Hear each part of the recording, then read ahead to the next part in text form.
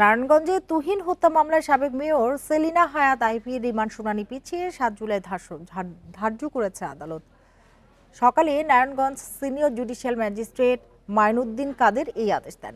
এর আগে আইভীকে কাশিমপুর কারাগার থেকে ভার্চুয়ালি যুক্ত করা হয়। বৈষম্য বিরোধী আন্দোলন চলাকালে গত বছরের ২০ জুলাই ঢাকা চট্টগ্রাম মহাসড়কের সিদ্ধিরগঞ্জের শিমরাইল এলাকায় মাথায় গুলিবিদ্ধ হয়ে নিহত হন রিকশা চালক তুহিন।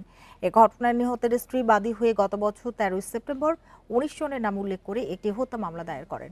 মামলায় আইভী ১১ নম্বর আসামি।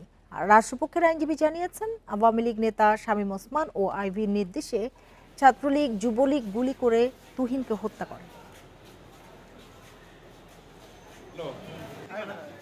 সর্বোচ্চ 7 দিনের পুলিশ রিমান্ড দাবি করেছিলাম, যেহেতু অপোজিশন আসামিপক্ষের আইনজীবীরা বলেছেন তিনিরা মহামান্য সুপ্রিম কোর্টে হাইকোর্ট বিভাগে জামিনের প্রেয়ার দিয়েছেন, জামিনটা পেন্ডিং আছেন শুনানি।